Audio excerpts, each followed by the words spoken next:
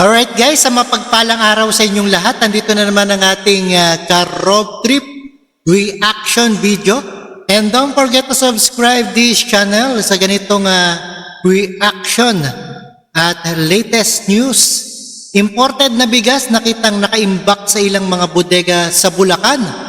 3 umano'y holders at pinasara.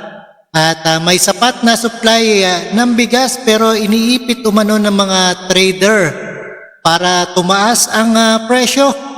Kalorki, ito ang lumabas sa investigasyon matapos na ginawa ng inspection ng mga otoridad sa ilang bodega sa Bulacan kung saan nakita ang sakong-sakong imported rice na ilang buwan-umanong nakaimbak doon. Mga grabe. Mga holders na yan. At so sundan po natin ang ating dito sa ANTV, courtesy by ANTV. Panoorin po natin ang buong detalye. Nestor, gaano karami ang nakitang supply ng bigas at gaano katagal nang nakaimbak ang mga yan sa mga bodega dyan sa Bulacan?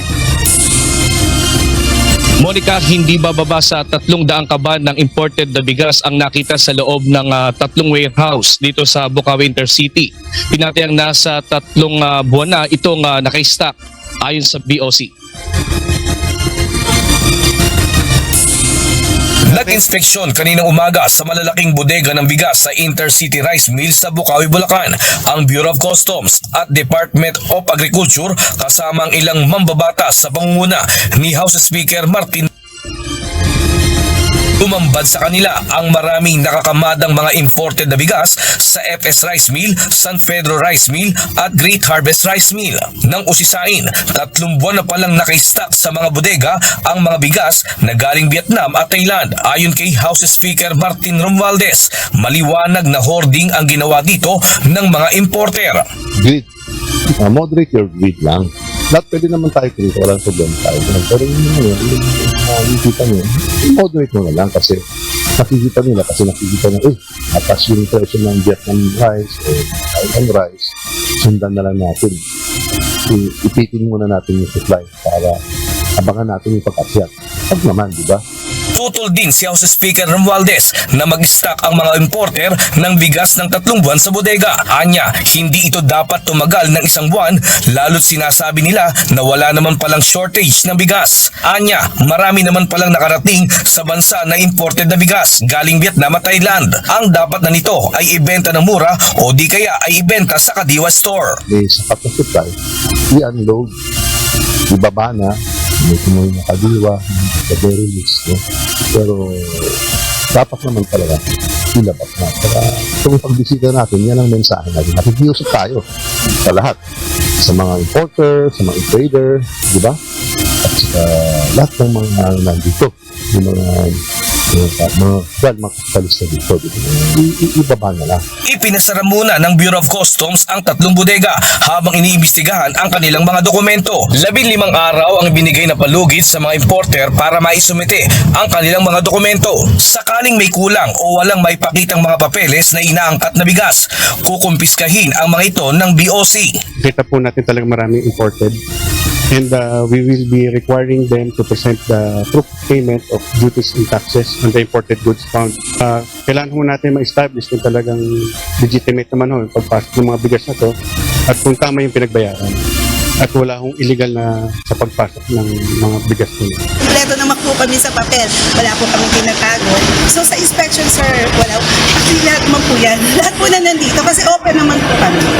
Lahat po yan may permit. Yan lang po yung sasabihin. Ayon naman sa chairman ng House Committee on Agriculture and Food na si Quezon Representative Mark Enverga, kung maibebenta ang mga imported na bigas sa mura at sasabayan pa ito ng anihan ng palay sa buwan ng Setyembre, ay posibleng bumalik sa 40 pesos ang kada kilo ng bigas. Tuloy po namin na didinigin ito, particular na kami dito ngayon nakatutok sa presyo. So babantayan din namin yung farm gate price ng pagbibili in the coming 2 weeks, para masiguro natin walang magsasamantala rin doon sa pagbili ng mataas na presyo sa farm gate. Monica, ayon kay House Speaker Romualdez, sinabi nito na hindi lang ito ang unang beses na kanilang pagbisita, kundi meron pang mga susunod na pagbisita at inspeksyon na gagawin dito sa Intercity Rice Mill. At pakiusap niya sa lahat ng mga millers at maging sa importers at mga rice mill dito at traders dito sa Bukawi, Bulacan, na sila ay wag nilang gawin itong ang gawin yung imported na bigas dito sa Bukawi kung ito ay hindi naman rehistrado o wala namang dokumento. Babantayan ito ng BOC at ito ay talagang tututukan para maiwasan din yung magkaroon ng hoarding dito sa lugar ng Bukawi, Bulacan. Monica. Nestor, ano ba ang batayan para masabi na nagsagawa ng hoarding ang isang kumpanya? Gaano katagal yung time frame? Kasi ito 3 buwan na parang hindi nila inilabas yung kanilang mga produkto. Pero Nestor, ano yung talagang batayan para masabi na ito ay hoarding talaga? Ayon kay Sir Martin Romualdez, sinabi niya na dapat 1 buwan lang yung pinakamatagal na stock ng bigas na imported dito sa mga warehouse. At pagka tumagal doon ng nasa 3 buwan, masasabi na nila itong hoarding. Okay. So kung mapapatunayan, well, obviously nag-3 buwan na, so parang lumalabas, nagkaroon talaga ng hoarding, no? Nestor, kung talaga 1 buwan kailangan na ilabas na, ay lumagpas sila doon. Ano ang maaaring kaharapin na kaso nitong mga importer kung sakasakali nga na sila ay talagang mapatunayan na nag-hoarding?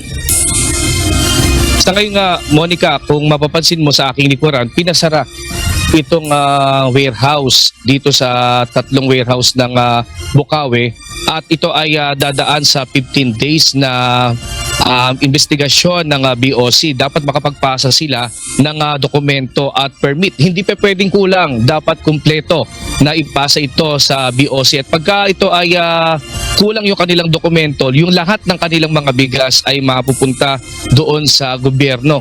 At ito nga ay magiging parusa din sa kanila at posible rin makasuhan din yung mismong importer dito o sino mang may-ari ng nasabing yung mismong warehouse dito sa bigasan sa Bukawi, Bulacan. Alright.